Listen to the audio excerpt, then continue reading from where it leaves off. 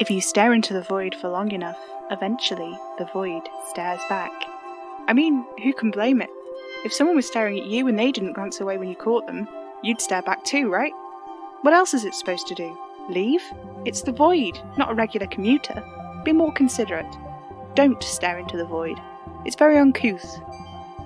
Welcome back to the Spirit Box Radio Advice and Community segment.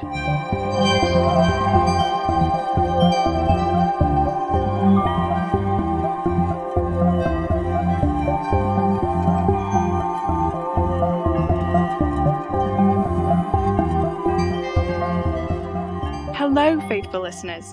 It's still me, your temporary host, Sam Enfield, standing in for the illustrious Madame Marie during her now considerably extended absence from the show. It's particularly upsetting today, as many of you know, because it's actually Madame Marie's birthday. Thank you so much to all of you who have sent in birthday cards. I mean, I presume they're birthday cards. They feel like birthday cards, and they're marked out for Madame Marie specifically, as opposed to the precise coded name we tell everyone sending things into the PO box to use on a regular basis. So I think that's a fairly safe assumption. I haven't opened any of them because that's not my place in the slightest. I have, however, organised them into a neat little pile with the gifts I've purchased for Madame Marie, so when she gets home from wherever she's gone to, I'm sure she'll be absolutely delighted to open them. I won't tell you what I've got Madame Marie for her birthday, just in case she does happen to be listening to the show today, and that would be disastrous. As Madame Marie says, it's terrible luck to tell people what you've bought them for their birthday, live on the radio. The one thing I have opened was this beautiful bouquet sent in by Spirit Box Radio's favourite florists, the Hatfield Capoche. Thank you again, Oliver, who I presume works there. The bouquet from Christmas is still going strong, and it's so lovely to have another of your beautifully constructed floral creations to enjoy. Once again, I'd implore you to get in touch, if only so I can purchase more bouquets from you, as they are absolutely exquisite. I am a little disappointed that you didn't include an info card with these flowers, as I don't recognise many of them, and I'd love to know more about them, as I said at Christmas. Never mind. On the off chance you listen to the show, please do get in touch with me, Mr. Oliver. It seems like maybe, just possibly, you might know something about Madame Marie? I don't mean to be presumptuous, Mr. Oliver, it's just this last card and this last bouquet in particular, which said, "in loving memory," I just want to know if there is something that you maybe might know. I don't know. Anyway, a good few of you, faithful listeners, flocked to the forums after last week's episode to tell me that I never signed off at the end of the show. It's really weird because I distinctly remember I read those 2-3 paragraphs of that book we were sent in by faithful listener Tara, which were about that rabbit running across a field. Then I did a few more New Year's Eve tarot readings, and I distinctly remember I cut myself off after about half an hour so that I could write an email response. I'm very sorry for ducking out, faithful listeners, and I'll do better in future. More pressing, it seems, was that once the discussion about the lack of a sign-off started, many of you pointed out that there have been a few strange goings-on over the past few weeks since I started standing in for Madame Marie. I want to assure you that these kinds of shenanigans went on when Madame Marie was still hosting the show, but she was likely able to handle it with a little bit more decorum than I'm capable of right now. A couple of you have also expressed how sweet you think it is that my dad apparently sent me a gift this Christmas, which I opened live on air, as you know. It was a rose, if you recall rightly. I'd like to do a little course correction on that one, because actually it wasn't sweet or nice or good, but is in fact very odd. More of you on the forums were focused on the weirdness of the box's spontaneous appearance on the recording room desk than you were on the perceived niceness of the act, which I find a little reassuring. I just want to clear something up for the rest of you. Whether or not Madame Marie is my mother is entirely irrelevant to the situation. I can, however, reassure you that I do not have what you might call a dad. I mean, I presume I have some kind of biological father figure somewhere out there, but I've never met him, and he's certainly never sent me a spontaneously appearing Christmas rose before. What I mean to say is, in short, no, I don't think it's a good thing. I am putting it out of my mind. I have more important things to do, like sorting everything that comes into the Spirit Box Radio PO box, and right now, presenting to you an augury forecast.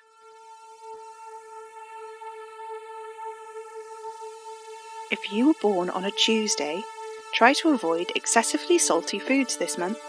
You are more prone to osmosis than usual.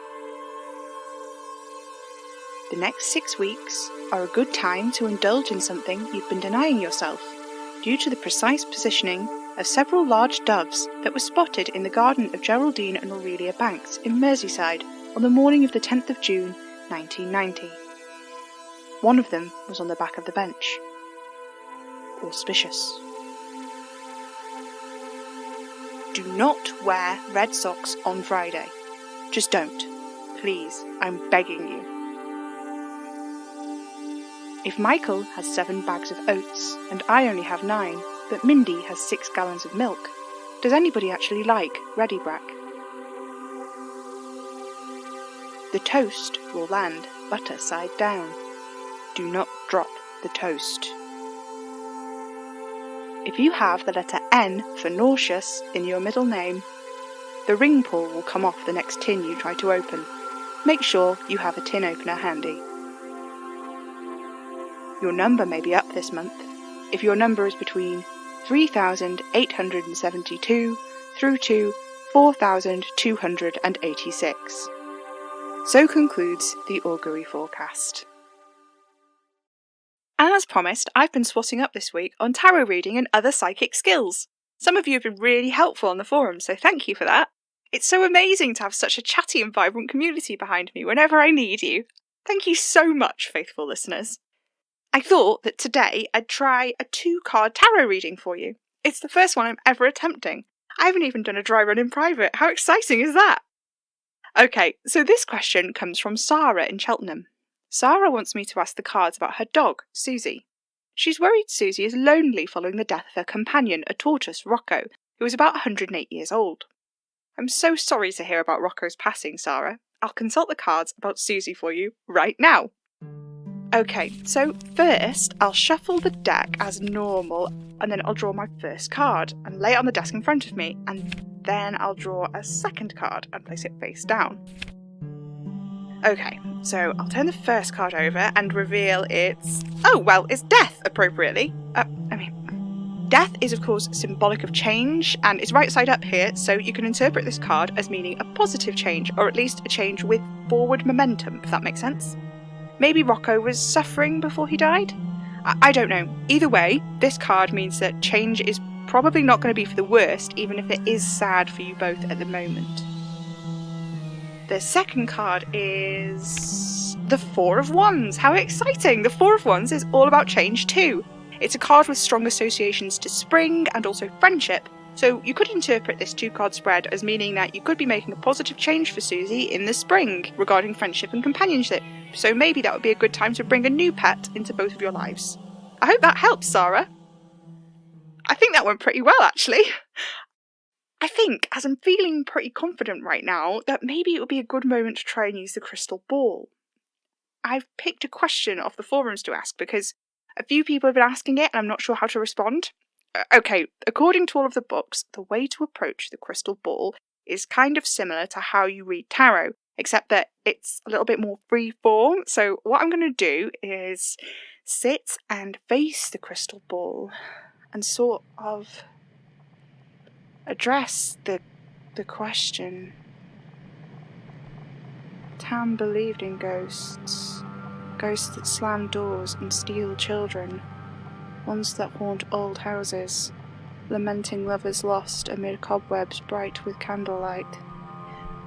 They lurked in the shadows of her mind, watching while she slept. She wonders if that's how she is now, lurking. There are certainly a lot of shadows in the world where she lives. Shadows, and something bigger, darker. Something that doesn't make sense. The world is full of people, but they aren't really there. They're shadows, misty and vague. She can hear their voices and the thuds of their hearts like a distant army approaching downwind. There aren't any words or meanings.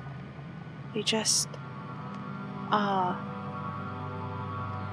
She stands among them like a stone in a riverbed, and they don't notice the dark thing. The dark thing moves among them, like one of them. Tam watches, It moves like them, only she can hear every step of its feet on the ground. The shadows move through her, but the dark thing is solid, a moving mass. Every time she sees it, it gets larger, not in size, but in something else. She won't go near it. If it touched her, it wouldn't go through. She is sure. And if it touched her, it would know. Tam goes here and there. The streets are streets like they'd always been before, but she doesn't recognize them. She doesn't know if that's because they're different or because she's forgotten. It feels like there's something important that she can't remember, only she can't imagine what it could be. Tam is dead, she is sure of it. She has reached the end of the line, but for some reason she cannot get off the train. If only she could remember why. There is a street lamp on the corner, the only light in her world now. She is drawn to it in the darkness like a moth to the flame, but she can never make herself stand within reach of it. And the closer she gets, the further away the street lamp is. She can only look on from the distance, trying to peer through the fog that the light illuminates. There is something on the other side of the light, but it's too blurry to make out. It might be a bus shelter. Perhaps that's where she has to get to, so she can move on. But she can't. It's on the other side. Tam has seen the shadows past the lamp, and the dark thing. She watches, waiting for them to come back. The dark thing looms. At first she thought it was only there in the shadows, but it isn't. It's always there, in the corner of her eye. When she was alive, she used to lie awake in bed, holding her breath like a tiny movement of her lungs might be enough to give her away to the dark thing she thought she could see watching in the corner of her eye. But the dark thing, she knows now. The dark thing doesn't watch. It has no eyes. It has no face. She is the one that watches it. The dark thing is not afraid. The dark thing does not know. The dark thing does not know.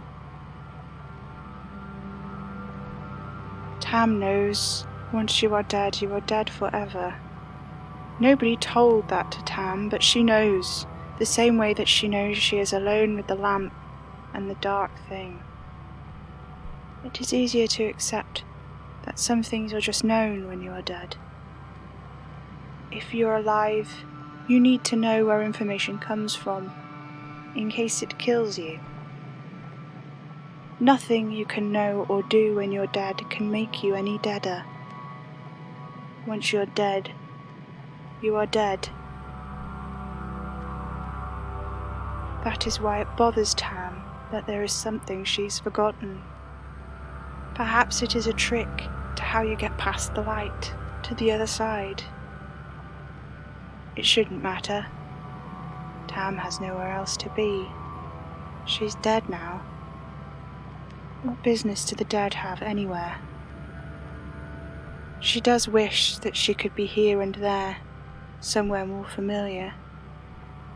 When she remembers to want, she wants to see her mother water the carnations, watch her sister pick the kids up from school, or at least she'd like to see their shadows going about their daily business, the way living things do. Instead, she's stuck here, with the lamp and the dark thing, watching it. They loop the same streets, like soap scum circling the drain, only the water level never goes down, and she never gets close to the bog hole.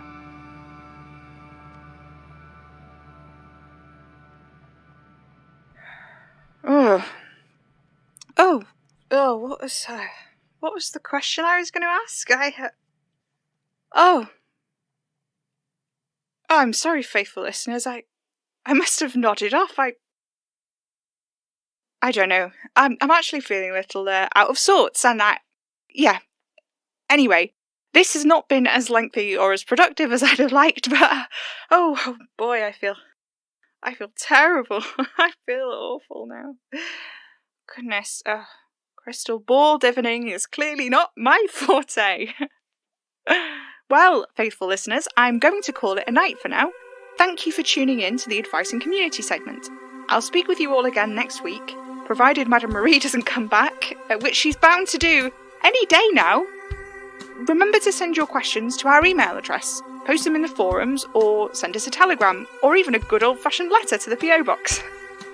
Good night, faithful listeners. I think I'm gonna lie down.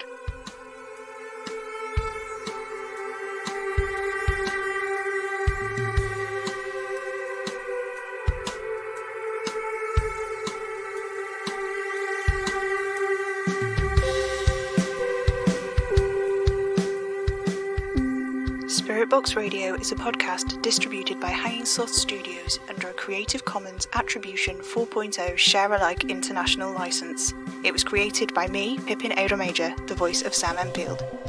Music is by Maybe Wednesday. If you like the show, let us know on Twitter at Hanging Sloths or stop by our website hangingslothstudios.com. If you'd like to help us keep making Spirit Box Radio, you can send us a tip on ko-fi.com/Hanging Sloths or become a slothling on Patreon at patreon.com/Hanging Sloth Studios, where you can get early access to episodes, plus loads of other great rewards. You can buy merch in our coffee shop, links in the description. Spirit Box Radio is recorded in front of a dead studio audience.